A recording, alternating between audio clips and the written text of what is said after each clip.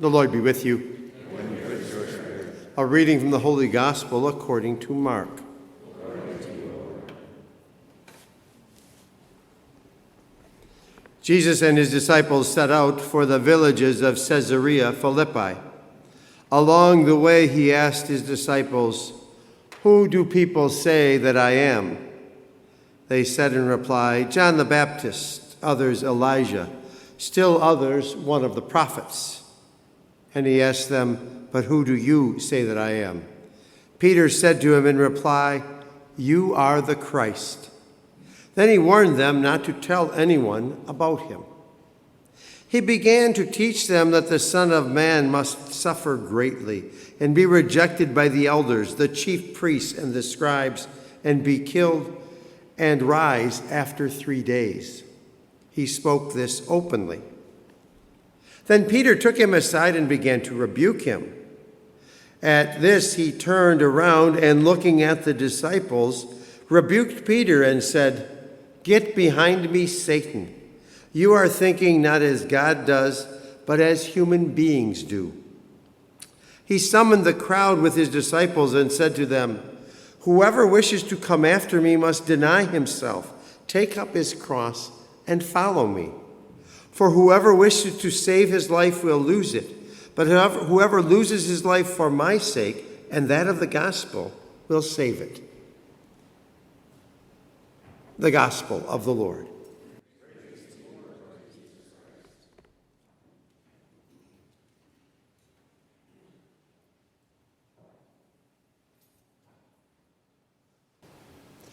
Caesarea Philippi was as far north as Jesus traveled.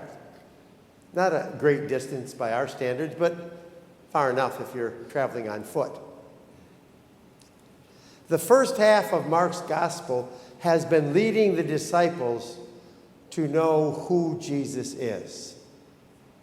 Peter is the one to voice it, saying that you are the Christ. You are the long-awaited Messiah.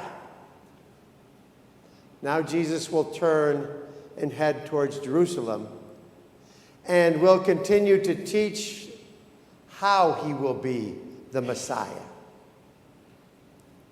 Messiah was packed with a lot of meanings. King David had been the greatest king in the history of Israel. He was king about 1,000 years before Christ, and Israel was a powerful nation. After David, things went downhill really fast.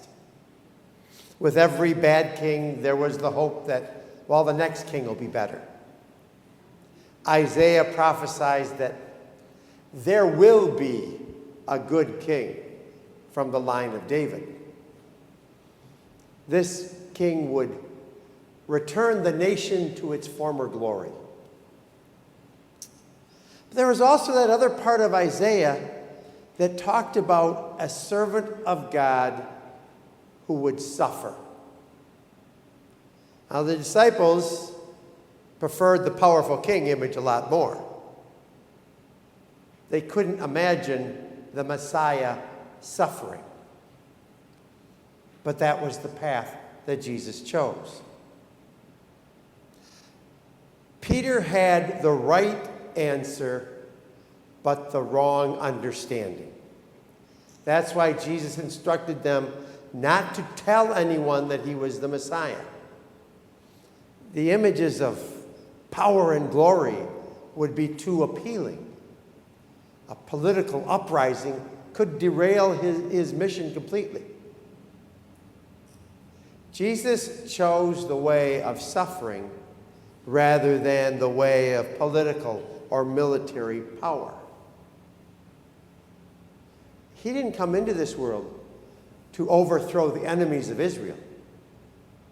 He came into this world to overthrow the power of sin through the cross.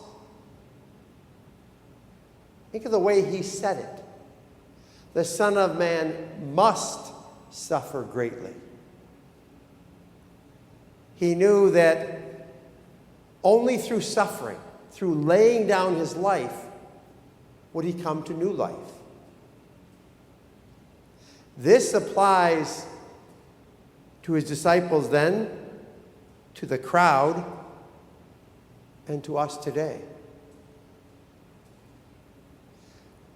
To follow Jesus, we must take up our cross.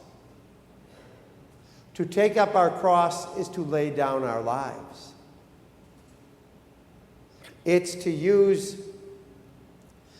the image of the suffering and death of Jesus as our model of service.